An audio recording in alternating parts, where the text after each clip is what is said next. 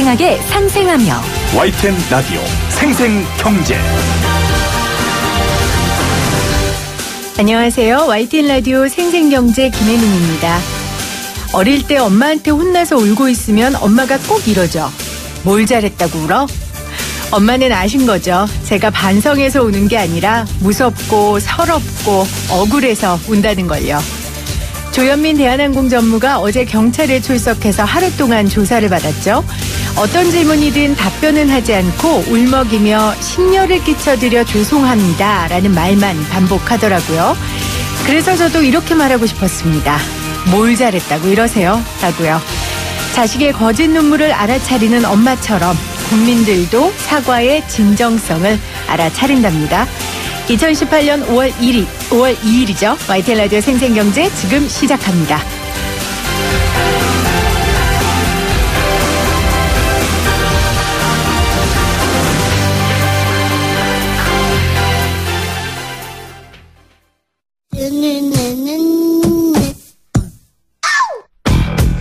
더 생생한 경제, 더 상생하는 대한민국. YTN 라디오 생생경제.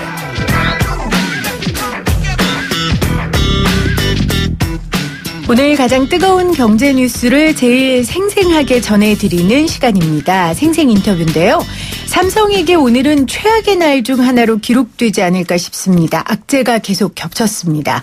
금감원이 삼성 바이오로직스의 분식 회계에 대해 회계 위반으로 결론을 내렸고요. 그래서 오늘 오전 주식이 초반 20% 가까이 급락하기도 했습니다. 이 와중에 엘리엇이 우리 정부를 상대로 투자자 국가소송을 추진하고 있다는 소식도 전해졌죠. 그래서 삼성물산도 오늘 주식이 떨어졌습니다.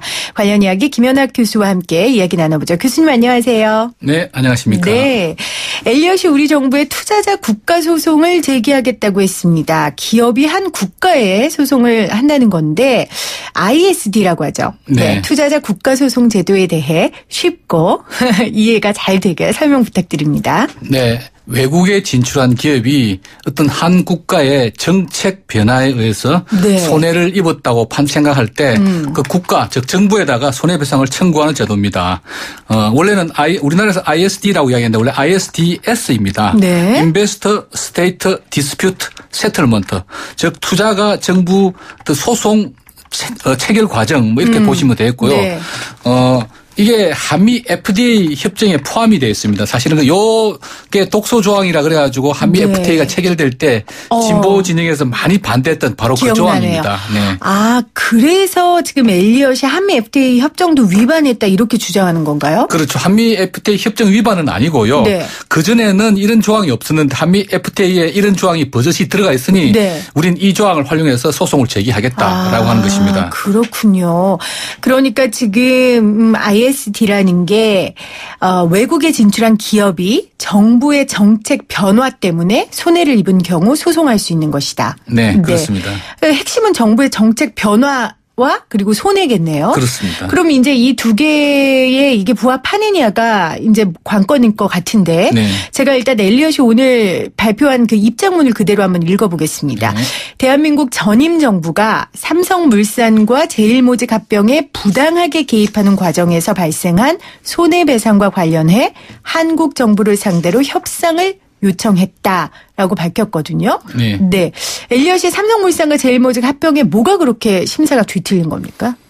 제일모직과 삼성물산의 합병을 해서 큰 손실을 보았다고 주장하는 것이지요. 네. 그 엘리엇은 삼성물산의 지분을 2015년경까지 한 7.12%를 보유를 했었습니다. 반면에 제일모직 주식은 거의 갖고 있지는 못했고요.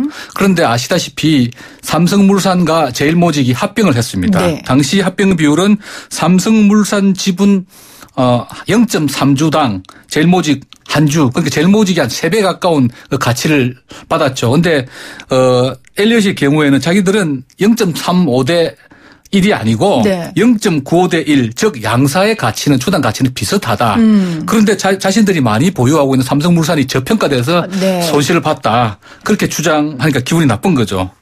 근데 이게 기분 나쁘다고 소송 제기할 수 있는 건 아니잖아요. 아까 정의를 설명해 주신 것처럼 정부의 정책 변화 때문에 손해를 입었다는 걸 증명해야 되는데 이게 정부의 정책 변화라고 할 수 있습니까? 그러니까 사실은 두 가지로 보셔야 됩니다.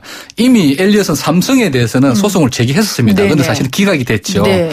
그리고 이제 최근에 상황을 보아한즉슨 정부를 상대로 소송 한번 해볼 만하겠다 해서 정부를 상대로 소송을 한 것이고요. 사실 좀 어려운 문제입니다. 정부의 정책 변화.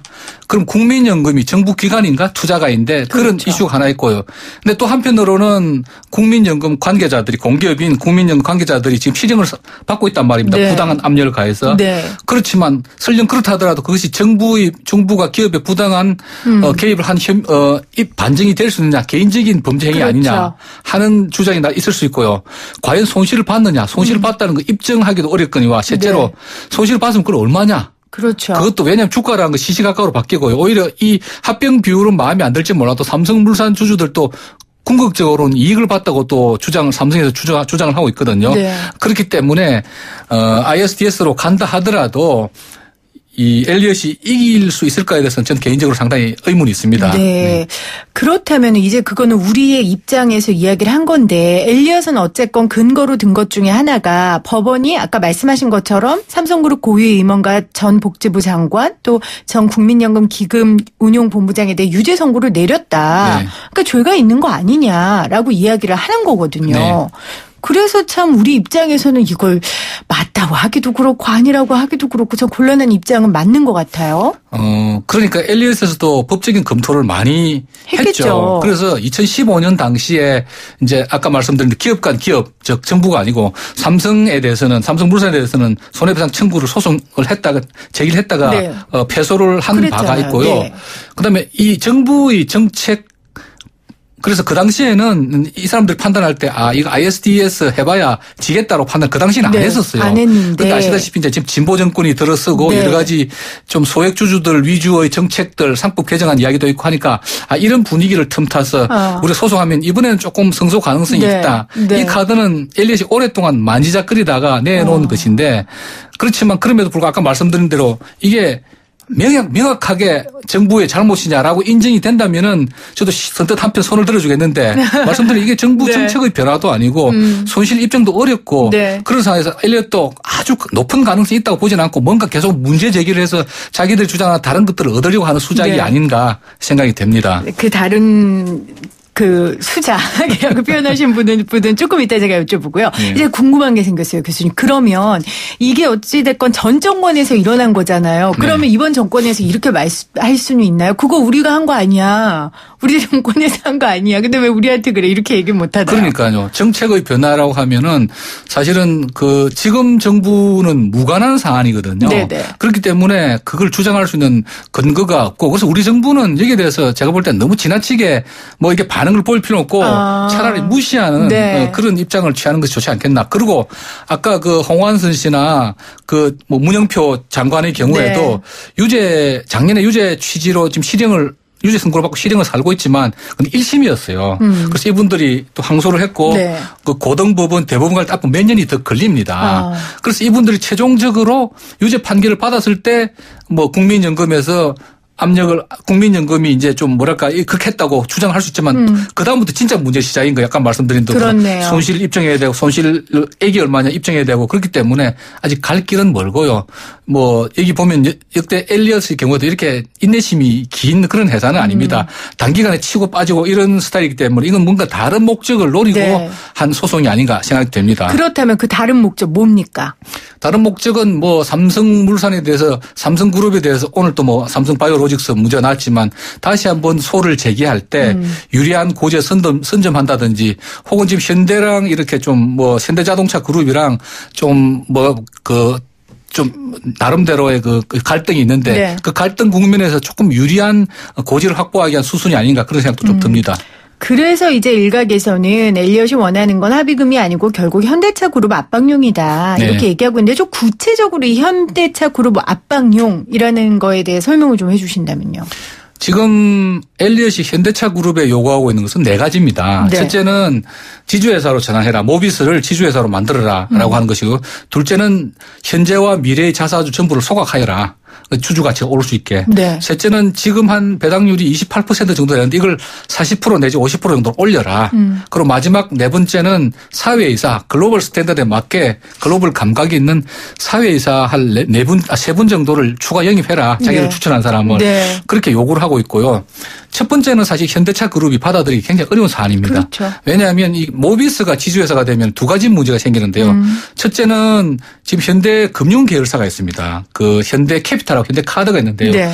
이런 회사들이 갈자리를 잃게 됩니다. 우리나라의 금산분리법에 의해서 지주회사에서는 금융자회사를 둘 수가 없거든요. 그렇죠. 현대그룹 입장에 자동차 팔 때 할부 판매를 하기 위해서 캐피탈이 필요한 거고요. 알토란 같은 자회사입니다. 네. 이걸 하루아침에 물론 없죠. 2년의 유예기간이 있지만 유예기간이 있긴 하지만 처분하기도 어렵고 그다음 현대그룹은 지금 정몽구 회장 부자가 모비스에 지분이 별로 없어요. 네. 글로비스에 지분이 많습니다. 그래서 어떻게 해서든지 글로비스랑 합병을 하고 글로비스 지분을 팔아서 모비스 지분을 취득해서 모비스를 지배회사로 만드는 이런 그림을 그리고 있거든요. 그런데 글로비스는 또 이 엘리엇이 지분이 전혀 없어요. 글로비스는 제껴버리고 모비스를 지주회사로 만들면 정몽구 회장 부자는 저 지배력을 상실하게 됩니다. 네. 그래서 현대자동차가 굴러다 들릴 수 없는 것이고요. 그런데 이런 전방위 압박을 가함으로 해서 두 번째, 세 번째, 네 번째 자사주 매각, 배당 상향, 사회이사 선임에 대해서 좀 더 강한 발언권을 얻기 위함이 아닌가. 실제로 현대차 그룹에서는 엊그제 9,600억 자사주를 소각했습니다. 물론 엘리엇은 많이 부족하다고 이야기하고 있죠. 이미 이제 양보를 하고 있거든요. 네. 더 많은 것을 얻어내기 위한 일련의 그 움직임이 아닌가 생각이 듭니다. 네. 기업 사냥꾼이라고 불리는 엘리엇이 우리 정부를 상대로 투자자 국가 소송을 하겠다는 거를 공식화했고요. 관련 뉴스 지금 김연학 서강대 교수와 자세히 좀 알아보고 있습니다. 아까 교수님께서 우리 정부는 너무 예민하게 반응하지 말고 좀 지켜봐라. 그냥 이렇게 말씀해 주셨는데 예. 조금 더 덧붙여 주실 조언이 있을까요? 정부의 일단 자세? 이제 우리나라 법무부에다가 좀 중재를 좀 해 주시오. 네. 이 기간이 3개월입니다. 3개월 동안 우리나라 법무부에서 아무 반응이 없으면 월드뱅크 산하에 분쟁 해결 센터라는 것이 있습니다. 네. ICD라고 네. ICSID란 단체인데 거기서도 지금까지 화끈하게 의사결정을 해준 적이 없어요. 물론 혹자는 거기 미국 위주의 그 사람들로 그 구성이 됐으니까 혹시 그렇죠. 엘리엇이 주재한 것 아닌가라는 그 시각을 가진 분도 계신데 엘리엇이라는 회사가 미국에서도 그렇게 평판이 좋은 회사는 아니고요. 공공의 적이군요. 예, 공공의 적입니다. 그래서 그쪽 가더라도 시간만 많이 끌고 그렇게 우리 정부의 불리한 판결이 나오리라고 저는 생각하지 않습니다. 네. 그래서 너무 이게 뜨거라고 예민한 반응을 보이는 것보다는 뭔가 조금 시간을 길게 가지고 보는 게 좋을 것 같고요. 오히려 반면에 엘리엇은 이렇게 카드를 던져놓고 뭔가 끊임없이 우리 정부랑 협상을 하려고 하고 있을 겁니다. 네. 굳이 협상 테이블에 안 나갈 필요도 없을 것 같고요. 그 양반들 말 들어보고 정부가 좀 여유 있게 대처를 하시면 될 것 같습니다. 네. 그렇다면 과거 엘리엇의 이런 소송 사례가 있었습니까? 다른 나라의 경우? 엘리엇이 있었겠죠, 당연히. 예, 엘리엇이 소송사 가장 유명한 것이 아르헨티나 사건입니다. 네. 이런 엘리엇과 같은 회사를 우리는 주주 행동주의 펀드라고 헤지 펀드, 주주 행동주의 펀드라고 하는데 그렇게 쓰고 우리는 사실은 벌처 펀드라고 읽습니다. 벌처 펀드는 뭐냐면 국가나 기업에 어떤 약점이 있을 때 그 약점을 집요하게 파고들어서 자기들 두둑하게 한몫 챙겨서 빠져나온 것을 이야기하는데요. 아시다시피 우리나라도 97년에 IMF 사태가 있었지만 2000년에 아르헨티나가 국가 디폴터 재무적으로 파산을 하게 됩니다. 그 당시에 나라가 지급 능력이 없다 보니까 서방의 채권 은행들이 약 1,000억 불에 달하는 아르헨티나 국가 채무에 대해서 75%를 탕감해 주기로 합니다. 한 25%만 갚아라. 그렇게 세월이 흘러서 이제 아르헨티나 경제가 어느 정도 회복이 됐겠죠. 그런데 엘리엇이 2008년부터 아르헨티나에 국채를 사모으기 시작합니다. 나라에서 발행한 채권이죠. 그런데 이거를 액면가 약 4억 불에 달하는 거를 4,800만 불에 한 8분의 1 가격으로 삽니다. 왜냐하면 그 당시에 아르헨티나 나라 경제적으로 어렵기 때문에 아르헨티나 채권을 국가 채권을 갖고 있던 투자자들이 헐값으로 시장에 던지니까 그걸 사모하는데 원금 플러스 이자를 달라고 소송을 제기합니다. 어디에? 미국 법원에다 소송을 제기해서. 미국 법원에. 근데 이깁니다.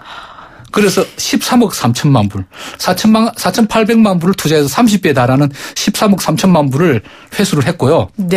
디폴트에 빠진 나라예요. 예. 그러다 보니까 국채를 가진 다른 투자가들도 너도 나도 아르헨티나 정부에다가 갚아달라.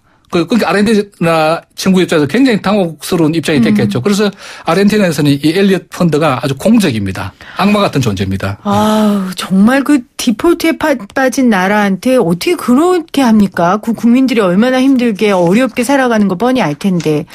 네. 아, 우리한테는 그러지 말아야 될 텐데. 다행인 건 교수님께서 여기 엘리엇이 인내심이 없다고 하셨으니까 그냥 시간을 좀 끌어서 지쳐 떨어지도록 그렇게 좀 분위기를 만들어야 될 것 같습니다. 그런데 이제 그 금감원이 삼성 바이오로직스의 분식회계 판단을 한 것, 이것이 엘리엇에게 호재가 된다는 말은 그럼 무엇입니까? 예, 요번에 분식회계 이거는 근데 잠정 결론이고요. 최종 판단은 아직 이제 삼성에다가 설명해라. 우리는 이렇게 판단하는데 너희들 어떠냐. 이렇게 한 것이고요.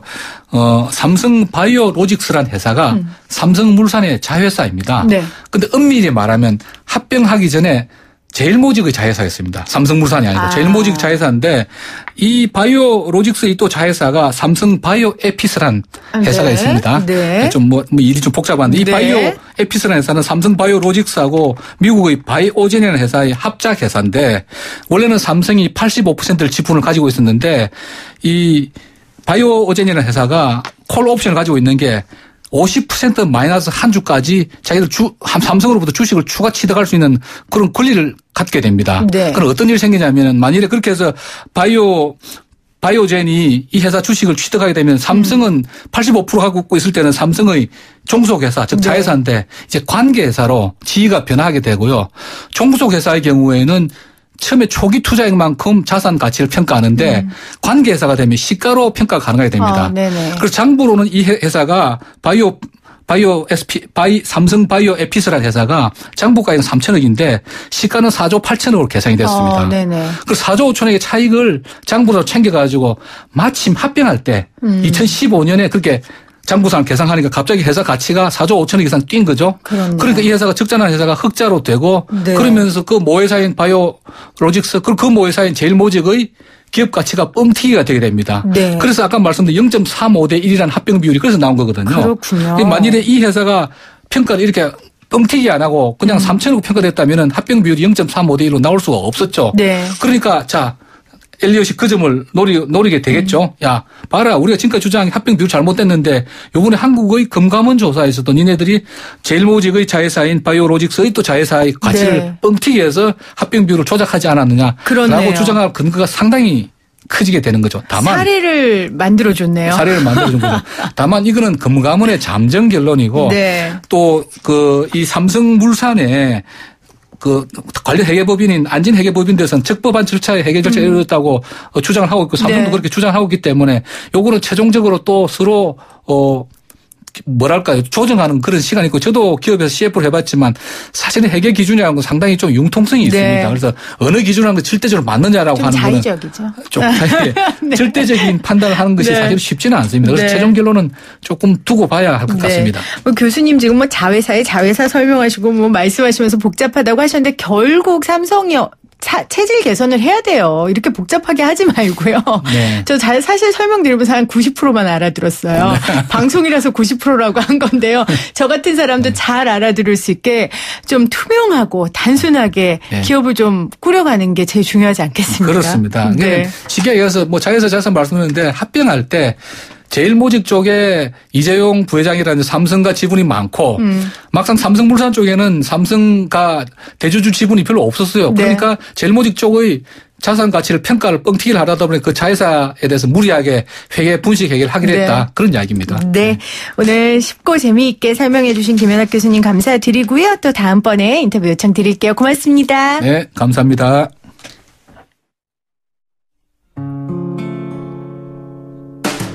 YTN 라디오 생생경제에서 여러분께 드리는 선물입니다.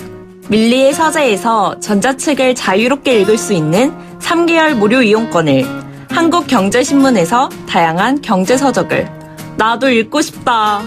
100% 영미권 1:1 프리미엄 화상영어 클라소에서 1개월 이용권, 나도 공부하고 싶다. 자연으로 빚은 톡 쏘는 아름다움, 주식회사 테미스의 테미스 센텔라 탄산팩 세트, 유해 성분 없는 순하고 순한 보습크림 아이스크림 크림, 나도 쓰고 싶다 를 보내드립니다. 이 푸짐한 선물 받으실 수 있는 퀴즈 지금부터 내드립니다. 샵 0945 우물정 0945로 문자 보내주세요.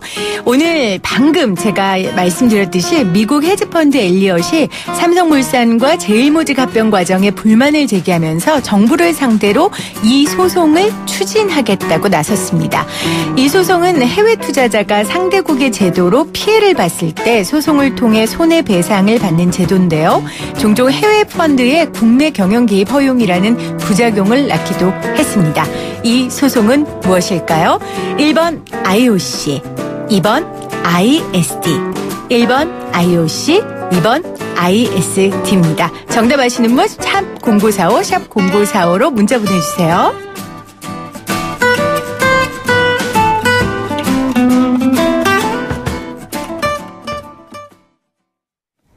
생생하게 상생하며 YTN 라디오 생생경제는 방송통신위원회의 방송통신발전 기금을 지원받고 있고요. 포스코와 함께합니다. 저는 2부에 다시 올게요.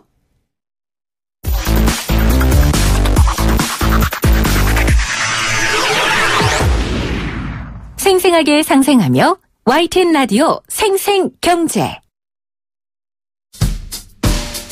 을이 웃어야 한국 경제가 살아난다. 으라차차 상생경제. 을이 웃어야 한국 경제가 웃는다. 으라차차 상생경제. 오늘도 이 시간을 함께해 주실 분 나오셨어요. 민생경제연구소 안진걸 소장님, 그리고 나머지 분들은 조금 이따 소개해야겠다.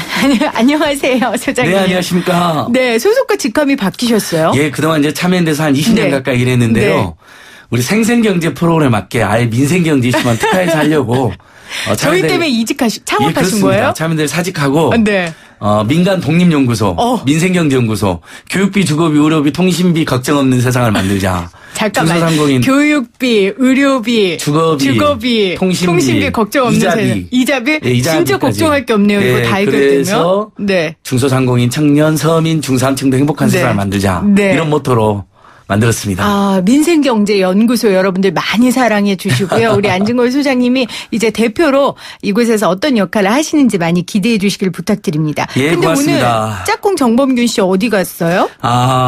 아무래도 저명한 개그맨이시고 그러니까 저명한. 생생경제에 대한 애정은 어마어마하시는데 네. 잠시 애국 출장 공연이 있으시대요. 그래서 불가피하게 네. 자리 비시는 다음 주에는 꼭 오시겠다고 네. 하셨습니다. 알겠습니다. 양해 좀 구합니다. 네, 예. 양해를 구하고요. 오늘 대신 정범균 씨는 없지만 또 우리 진걸 소장님과 제가 열심히 한번 해보도록 하겠습니다. 오늘 으라차차에서 만날 분들은 푸르른 5월 가장 잘 어울리는 분들인데요. 2018년 지금을 사실 을 중에 을의 삶을 살고 계신 분들입니다.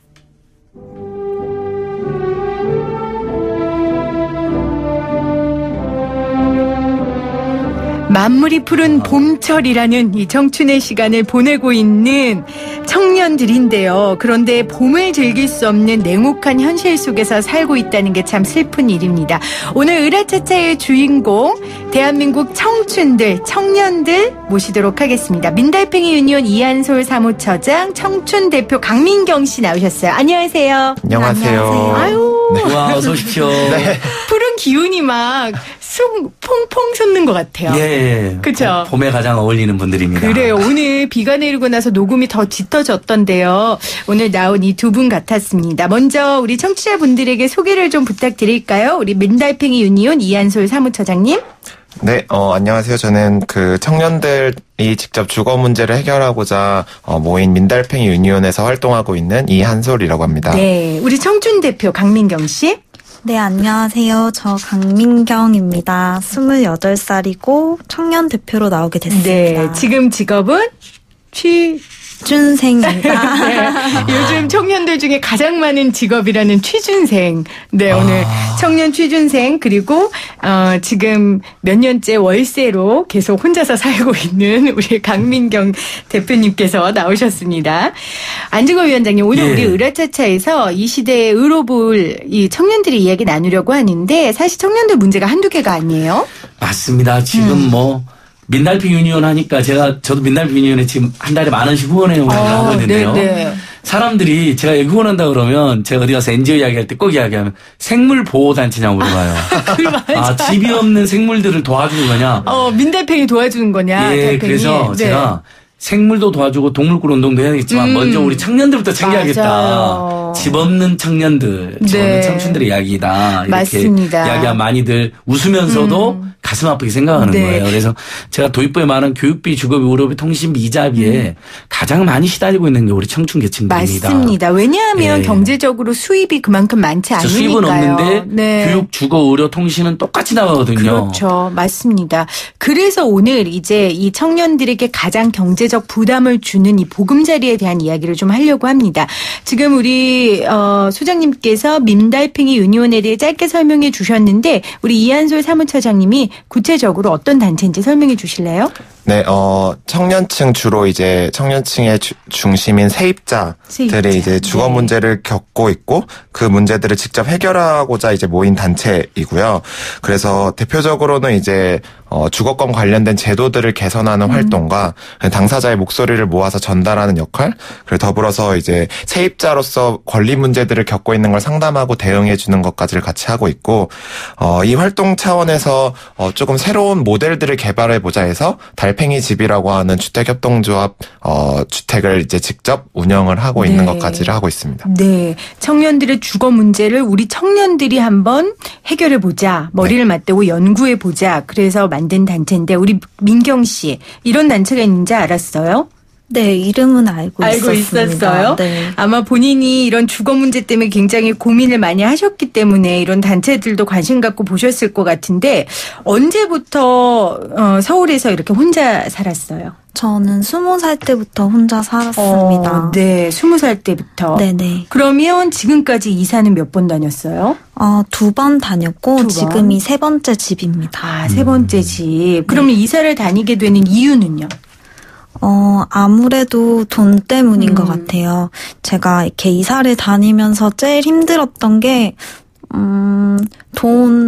돈이었던 것 같아요. 아무래도 돈이 많으면 걱정할 게 없잖아요. 네. 근데 조건은 한정되어 있는데, 제가 특히 여자다 보니까, 좀 더 안전했으면 좋겠고, 뭐, 대로변에 있었으면 좋겠고, 그래서 그렇게 찾다 보니까 다른 데보다 막 10만원, 15만원 더 비싸고, 더 좋은 데서 살고 싶은데 안전한 곳도 택해야 되고, 그래서 그런 점들이 힘들었던 것 같습니다. 그러니까 이게, 일단 우리 국민들 중에 집이 없는 국민이 절반입니다. 근데 비교적 청년은 더 많겠죠. 그렇죠. 아직 소득이 없거나 아주 낮으니까요. 아니 집이 없는 게 당연한 그러니까 당연한 거죠. 네. 그냥 부모님한테. 그래서 그렇죠. 유럽의 청년들은 막 20살 되면 다 대학생 되면 다 주거 독립을 하잖아요. 그게 부모님이랑 살기 싫고 뭐 독립심이 뭐 그쪽이 되게 세서 그런 게 아니거든요. 비슷한데 거기는 청년들이 주거수당도 주고 공공임대주택도 인프라가 되니까 방금 우리 강민경 대표님이 말한 것처럼 우리도 그렇게 살고 싶어도 우리 갈 데가 없는 거예요. 네. 혼자 사는 집은 사실 또 무서울 수도 있고 맞아요. 어떤 열악한 주거 조건에서요. 그래서 그다음에 이제 민간 임대주택 겨우 알고 들어가도 우리는 주택임대차 보호법 2년밖에 보호를 안 해줍니다. 최자 2년이 지나면 전월세가 폭등을 해요. 그냥 그러니까 오르는 게 나가야 돼요. 예. 그러니까 2년 이내는 5%밖에 못 올리게 됐지만 2년만 지나면 바로 올립니다. 그러니까 주거는 2년, 상가는 5년밖에 보호가 안 됩니다. 그러니까 그러면 좀 장기간 살 수 있는 공공임대주택이 있으면 좋잖아요. 그러니까 예를 들면 서울시 시프트는 지금 20년을 살 수 있습니다. 근데 혼자 사는 청년들은 순위가 밀려서 들어갈 수가 없어요. 네. 그래서 이제 국가에서도 그런 거에 대해서 청년 임대주택을 만들고 있는데 저희가 그 이야기는 조금 이따 좀 자세히 해보도록 하고요. 그러면 제가 민경 씨한테 하나 더 좀 여쭤볼게요. 대학생 때는 그래도 학생이니까 부모님한테 주거비를 좀 지원받을 명목이라도 있는데 이제 취준생일 때는 그것도 좀 죄송하잖아요. 네, 맞아요. 그러면 어떻게 해요? 이 집값 월세 낼 때마다 마음이 막 많이 어려울 것 같아요. 네, 맞아요. 그 월세 부담을 덜어본 적이 없었던 것 같아요. 그렇죠. 네. 오히려 갈수록 더 심해지고요. 네, 맞아요. 그러면 우리 사무처장님, 우리나라 청년 인구가 주거비에 쓰는 돈이 대략 어느 정도인가요? 좀 해외와 비교해서도 월등히 높은 편이에요? 네, 그거를 보통 RIR이라고 이제 그 용어를 표현을 하는데, 한국 같은 특히 서울에 거주하는 청년들의 경우에는 RIR 지수가 한 33% 막 이렇게까지 올라갑니다. 네. 그러니까 자기 소득에서 3분의 1을 다 주거비로 사용을 하고 있다는 거고, 이게 해외 사례랑 굳이 비교를 하자면 그 OECD의 서구권 국가들이 25%의 RIR을 넘으면 네. 정말 특별하게 관리를 해주는 대상으로 분류돼서 엄청나게 지원을 해줘요. 그러니까 거기는 이제 25%가 맥시멈인 거죠. 그냥 이거 넘으면 그 거의 그냥 죽어나가는 수준이라고 생각해서 정책 대상을 분류하는데, 한국은 33%의 수준까지를 이제 넘어선 거죠. 우리 소장님, 직함을 네. 바꾸셔서 헛갈리게. 소장님. 괜찮습니다. 해외에서 생각하는 청년과 우리나라에서 생각하는 청년의 개념이 좀 다른가요? 아무래도 그것은 청년은 똑같은데 네. 연령도 비슷하고 네.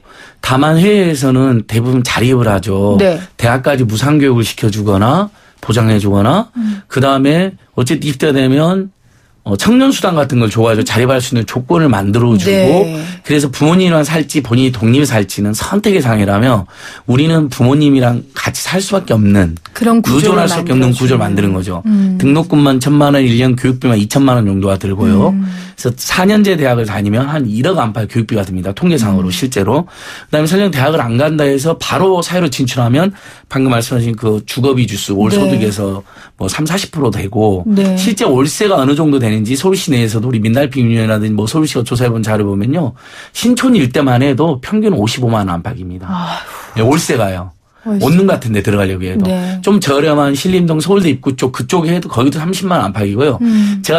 저도 주거문제 관심 많아가지고 동네에 그 고시텔 뭐 원룸텔 하는 분들이 있거든요. 네. 동네에서 잘하는 선배님들이 하니까 가봤는데 정말 한두 평도 안 되는데 네. 38만 원, 최소 38만 원을 받더라고요. 아유. 이제 고시원이라는 건 거의 없어지고 네. 고시텔 이렇게 이름 바꿔갖고 약간 개조해서 많이들 하신 거기도 40만 원은 내야지 그나마 혼자 눕고 TV 하나 있고 화장실 딸려 있는 방, 정말 숨 막히는 방이거든요. 거기서 살 수가 있는 거죠. 그러니까 보통 일이 아닌 거죠. 그래서 그렇네요. 청년 주거 문제, 청년 교육 비용 문제, 청년 일자리 문제. 네.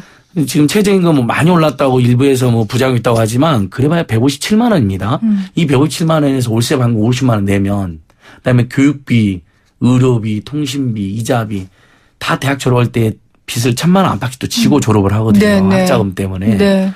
살기가 너무너무 힘든 상황인 거죠. 우리가 이런 이야기 하잖아요. 우리나라 청년들은 끝까지 부모한테 의지해. 그렇게 얘기하는데 저는 위원장님, 오늘 소장님 이야기를 들으면서, 우리가 그렇게 만들고 있구나. 그게 굉장히 발상의 전환이라고 표현하긴 부적절하지만 딱 한 대 맞은 느낌이었어요. 청년들한테만 책임을 돌릴 일이 아니었네요. 그러니까 저 두 분도 말씀하시지만 제가 성공회들랑 상지대에서 강의해봐도 학생들이 그럽니다. 네. 할 수만 있다면 독립하고 싶다.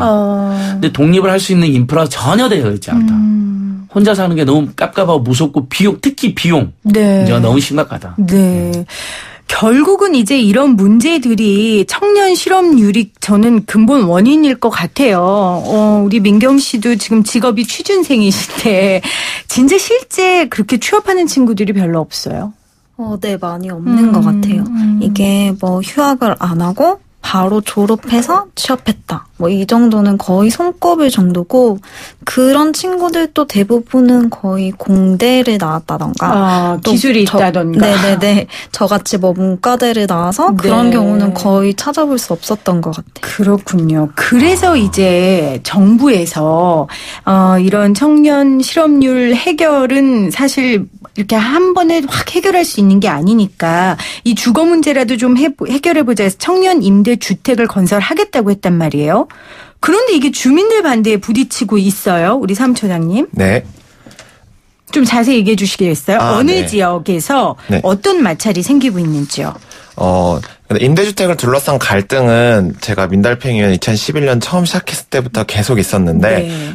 최근에 2030 청년 역세권 임대주택이라는 주택이 공급되는 과정에서 대략 초기에는 한 9군데 지역에 문제가 있다가, 네. 현재로선 그 강동구와 영등포구에서 이제 크게 이슈가 되면서, 격한 갈등들을 겪고 있다고 보시면 됩니다. 이유가 뭡니까?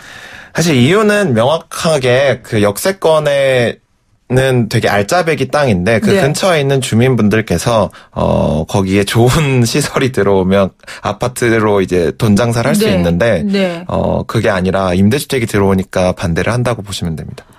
예, 얼마 전에 우리 영등포에서 큰 화제가 됐었죠. 아파트 단지 안에 영등포 부근에 5평짜리 빈민 아파트가 들어온다. 결사 반대한다. 뭐 이런 식으로 붙여놓은 겁니다. 그러면서 집값이 떨어진다. 첫 번째. 두 번째 슬럼화되고 우범지가 돼야 된다. 뭐 이렇게 유를 붙여놓으니까 그분이 막 인터뷰도 하고 막 그랬는데 성낙희라는 한 시민이 입주민이 거기에 글을 쓰신 거예요. 아니 어려운 청년들을 우리 사회가 모두 함께 살고 도와줄 생각을 못하고 이게 무슨 짓이요. 부끄러운지 아세요라고 정말 그러네요. 본인이 볼펜을 쓰고 그 사진에 올리신 거예요. 페이스북에. 근데 막 전국의 국민들이나 청년들이 막 응원을 해 주신 거죠. 맞습니다. 함께 삽시다. 5평짜리 아파트라고 해서 다 무조건 빈민이고 또 슬럼가가 된다는 것은 말도 안 된다. 그럼요. 청년들 입장이나 또 환경 문제를 생각했을 때 임대주택이 크면 오히려 비용이 많이 발생합니다. 그리고 감당을 못하고 그다음에 에너지도 많이 소모되잖아요. 오히려 오줌은 1, 2인 가구 수가 서울시만 해도 50%나 되거든요. 그러니까 1, 2인 가구 수에 맞게 5평, 12평, 신혼부부한테는 12평이 나오거든요. 이게 지금 서울시 계획이 2022년도까지 24만 개의 임대주택을 추가로 공급하고 그중에 8만 세대를 청년 임대주택으로 하겠다는 거예요. 이건 너무 잘하는 걸 박수를 보내줘야 되는 건데. 네, 맞습니다. 그래 제일 저는 황당한 게 집값 떨어진다는 건데 아니 청년들이 많이 와가지고요 동네 활기가 넘치고 그럼요. 상권이 활성화되면요 집값 올라갑니다. 아유, 실제 그럼요. 강서구 몇 군데 조사해 보니까 집값이 그대로거나 올라가는 거로 나왔어요. 그거는 돈으로 가치를 환산할 수 없는 거예요. 그렇죠. 제가 말씀드린 것처럼 지금 이 스튜디오에 2명의 청춘들이 앉아 있는 것만으로도 우리 오른쪽에 지금 안 소장님이 있는 데는 칙칙하고 우리 왼쪽에 우리 청년들이 있는 데는 얼마나 화사한데 어떻게 그런 저도 참 이해가 안 가는데요. 그래서 우리 이한솔 사무처장이 이제 지금 문제가 됐었던 그 영등포 지역의 주민들을 설득해 보겠다. 따뜻한 임대주택 되찾기 프로젝트를 하셨다고 해요. 좀 설명해 주시겠어요? 사실은 그 주택에, 그러니까 그 아파트에 사시는 분들 중에서도, 임대주택이 지어지길 바라시는 분들도 많이 있어요. 그런 분들이 근데 실제로 목소리를 직접 내기는 되게 어려우시겠죠. 그런 차원도 있었고, 어쨌든, 일부 이제 중심이 되시는 분들이 이제 아파트 가격으로 돈 장사를 못하기 때문에 다른 여러 가지 이유들을 엮어가지고 이제 임대주택을 반대하고 있는데 실제로 그게 아님을 저희가 설득할 수 있다라고 생각했어요. 그래서 슬럼화되지도 않고 실제로 뭐 교통난이 발생하지도 않고 지금 우려하는 문제점들이 전혀 발생하지 않음을 그곳에 들어가고 싶어하는 청년들이 직접 이야기하면 되지 않을까라고 생각해서 같이 이제 지역에 가서 이야기를 하는 프로젝트고요. 근데 그냥 하기는 또 재미가 없으니까 이제 같은 청년들에게 공감대를 얻으려고 조금 기획을 유튜브로 활용해서 재밌게 하려고 이제 프로젝트란 이름으로 진행하게 되었습니다. 네. 그래서 이제 이 메시지를 스티커에 하나씩 적었더라고요. 청년들이. 제가 조금 읽어드리면 집은 꿈을 키우는 곳이지 돈을 키우는 곳이 아닙니다. 청년의 꿈이 곧 대한민국의 꿈이 됩니다. 동대문구에 사는 청년 윤상현. 평수가 아닌 시민의 필요가 임대주택 공급의 기준입니다. 마포구 사는 청년 김세진. 서울에 집이 이렇게 많은데 제가 살 집은 도대체 어디 있을까요? 영등포구 사는 청년 최지희. 그리고 또 여러분이 청년 시절에 살던 집은 어떤 집이었나요? 혐오시설이었나요? 유흥업소였나요? 아니면 열심히 미래를 준비하면서 하루하루 살던 집이었나요? 10년 후 이 아파트에 살 주민 성은혜. 소장님 어떠세요? 짠하네요. 짠하죠. 지금 반대하시는 분들도 사실 다 임대주택으로 시작하셨거든요. 아유, 그럼요. 20대, 30대 때 자기 집으로 시작하는 우리 국민이 어디 있습니까? 그래서 꿈을 키울 수 있도록 상생의 지혜를 발휘해달라고 호소드려보고 싶습니다. 여러분들 여러분들이 말씀드리는 그 임대주택에 들어가는 청년들이 바로 이렇게 건강하고 건전한 이런 청년들입니다. 우리 이한솔 사무처장님이 한 번 더 우리 반대하는 시민들에게 한 말씀 좀 해주시면 좋을 것 같아요. 네, 사실 우리에게 집은 어떤 돈벌이 수단이기 이전에 사람이 살아가는 가장 따뜻한 보금자리라고 생각하고 있습니다. 그래서 네. 함께 살아가는 그런 집이라는 공간이 누군가에게 혐오시설로 분류되기보다는 조금 더 청년들을 마음 열고 받고 함께 살아가는 공간을 만들면 충분히 서로에게 행복할 수 있는 공동체가 네. 되고 마을이 될 수 있다라고 확신하기 때문에 네. 부정적인 생각보다는 조금 더 긍정적인 기대를 가지고 그 임대주택을 환영해 주시기를 부탁드립니다. 네. 그런데 이제 위원장님, 사실은 이런 천신만고 끝에 주민들과 지회를 모아서 이런 청년 임대주택의 문을 열었다 해도 사실 여기 들어가는 게 거의 로또 수준 아닙니까? 예, 아마 우리 강민경 대표님도 경험 있으실 것 같은데. 지금 대표는 예. 아니고요. 그러니까 청년 대표. 청춘 대표에서. 뭐냐면 현재 서울시에서 임대주택을 대기하고 있는 분만 해도 네. 수십만 명입니다. 근데 그 중에서도 극빈층, 빈곤층 선생님들하고 청년층들이 가장 절박하지 않겠어요. 네. 또 마찬가지 신혼층도 이렇게 신혼부부도 보금자리가 있어야 되는데, 그러니까 최소 이 세 계층에게는 집중적으로 지원을 해주려고 지금 서울시도 또 LH도 나서고 이러게 있는데 여전히 아무튼 인프라가 부족합니다. 우리가 공공임대주택이 뭐 재고율이 5%밖에 안 된다고 되어 있거든. 뭐 유럽 같은 데는 보면 사회주택이라든지 여러 가지 이름으로 20%, 30% 막 합니다. 그러니까 예를 들면 집이 없어서 뭐 쫓겨나거나 뭐 죽었다 이런 이야기를 들려오지 않는 한국 맨날 집 때문에 사람이 죽고 쫓겨나고 철거가 있고 뭐 주거비를 못 내가지고 뭐 자살까지 했다 뭐 이런 비극적 뉴스가 끊이지 않잖아요. 그래서 자기 집을 살 수 있는 사람은 많지가 않기 때문에 그리고 또 집값이 떨어져야 되는 거에 집값이 떨어져야 되는 사람들 집을 사는 건데 그건 또 여러 가지 논란을 불러일으키잖아요.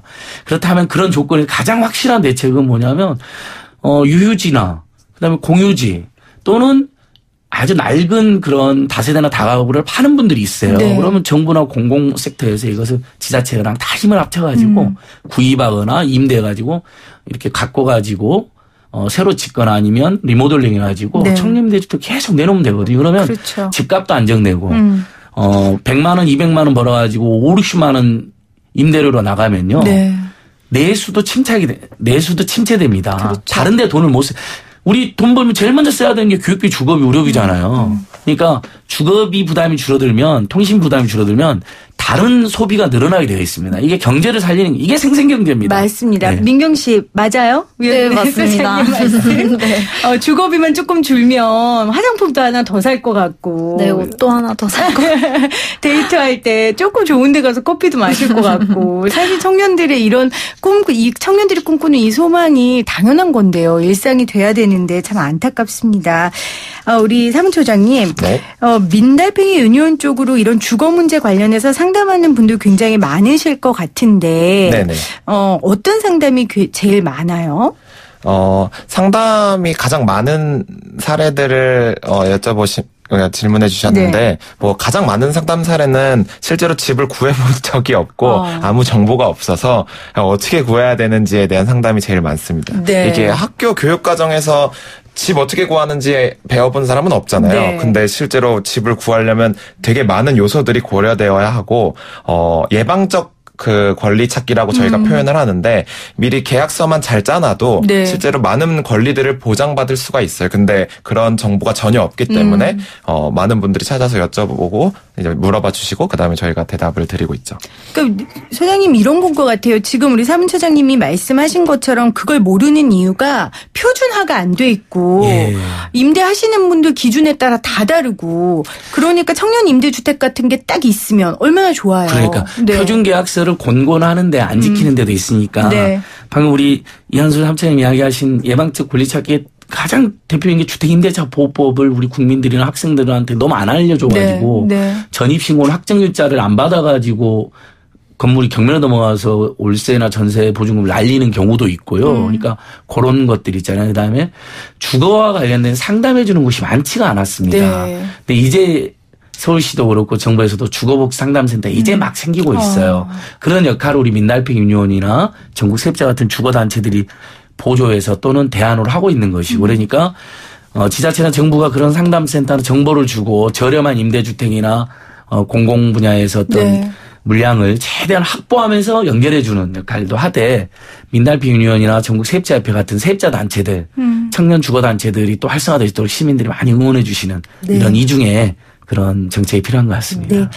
마지막으로 으라차차 공식 질문으로 마무리하겠습니다. 내일 당장 딱 하나만 바뀔 수 있다면 우리 민달팽 유니온 이한솔 사무처장은 뭘 하고 싶으세요? 대한민국은 4인 가구 투기 중심의 주거 정책 패러다임을 몇십 년간 이어오고 있고 단 한 번도 1인 2인 가구 세입자를 위한 주택 정책이 없었습니다. 네. 그 이유는 아무래도 청년 당사자나 세입자 당사자들이 주택 정책을 짜는데 참여할 수 있는 권한 자체가 없었던 거죠. 그래서 이런 패러다임을 바꿀 수 있는 참여가 꼭 필요하다고 생각합니다. 네, 4인 가구 투기 중심. 제가 여기에서 이렇게 웃은 이유가 너무 맞게 표현을 해주셔서 웃었습니다. 우리 웃어야 한국 경제가 웃는다. 오늘도 수요일 이 시간 함께해 주신 참여연대였지만 이제 민생경제연구소입니다. 경제연구소 우리 안진걸 소장님과 함께했고요. 또 민달팽 유니온 이한솔 사무처장 그리고 청년대표 강민경 씨와 함께했습니다. 고맙습니다. 감사합니다. 고맙습니다.